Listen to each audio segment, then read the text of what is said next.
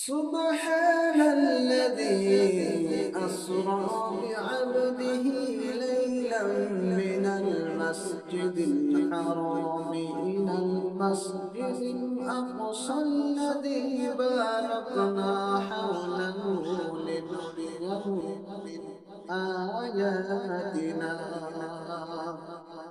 إنه هو السميع البصير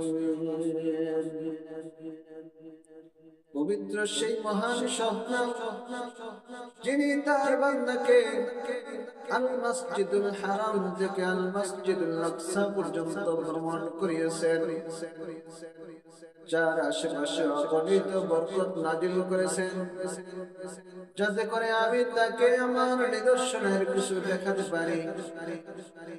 নিশ্চয়ই তিনি সর্বশ্রোতা সর্বদ্রষ্টা।